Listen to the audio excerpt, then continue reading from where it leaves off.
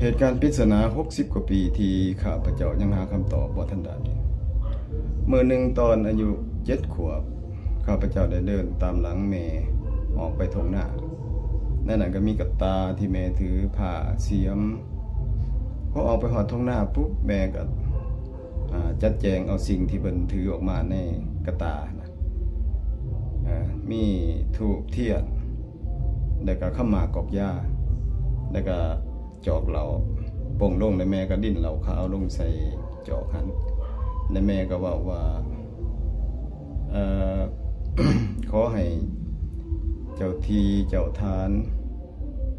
ปูตาเบิ่งแย่งลูกหลานให้อยู่ดีมีแห้งเด้อในการเฮ็ดให้ไสนาปีนี้ก็ขอให้ได้รับมากรับผลถ้ามีฝูงงัวฝูงควายมากก็จงปิดหูปิดตามันเด้อแล้วก็ไล่มันหนีไปไกลๆบ่ให้มันมาไก่มาทัดให้หน้าตากะเด้อ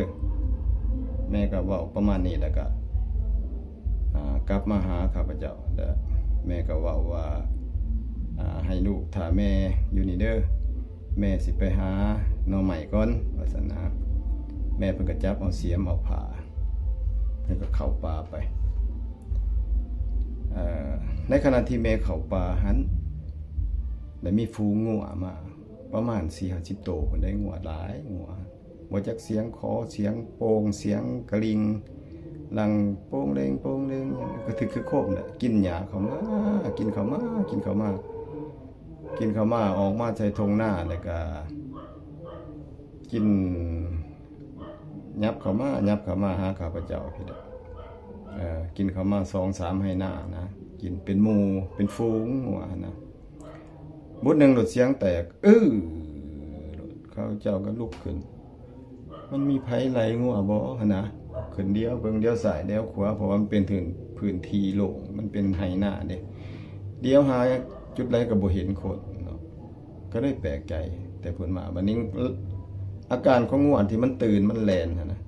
มันจะแล้วมันแล่นไปเรื่อยแล่นเข้าป่าไปเรื่อยไปมิดอยู่ในป่าพุ่นหั่นนะบ่แม่นว่ามันแล้วมันสิหยุดเลี้ยวมาจังซั่นจังซี่ได้แล้วมันแล่นเข้าป่าไปเรื่อยแต่มันไปมิดอยู่ในป่าพุ่นไปกินอยู่พุ่นลงเลงอยู่พุ่นหั่นนะมื้อนึงได้เห็นแม่ย่างออกมาแต่ป่าบาดนี้มันก็มีหน่อไม้แน่มีผักแน่แล้วเพิ่นก็ย่างออกมาพอมาฮอดข้าพเจ้าเองก็ถามว่าบางนึงนี่มีงัวมันจังมันตื่นไผจะเป็นไผไหลงัวว่าซั่นลูกยืนขึ้นเดียวเบิ่งก็บ่เห็นไผนะว่ากับแม่ก็ว่าอาจสิเป็นเจ้าถิ่นเจ้าทานนั่นแหละเพิ่นไหลเจ้าปู่เจ้าตานั่นแหละเพิ่นไหลวาสนามันก็เว้าซ้ำนี่แหละแต่ว่าที่ข้าพเจ้าเอาความทรงจำมาเล่าให้เพื่อนๆหรือว่าหมู่เพื่อนฟังในมื้อนี้หั่นก็บ่ได้คิดว่ามันมีเรื่องเหนือธรรมศาสตร์ดอกแต่ว่าอยากฝากไว้กับคนรุ่นหลังว่าบางสิ่งบางอย่างนักวิทยาศาสตร์หรือ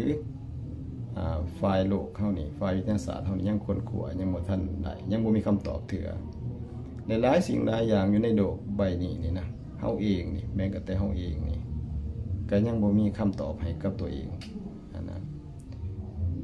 ได้ถ้าเพื่อนๆผู้ใดหากแต่ว่ามีประสบการณ์คล้ายคือกันนี้เนาะก็อย่าลืมมาแชร์ประสบการณ์ของตัวเอง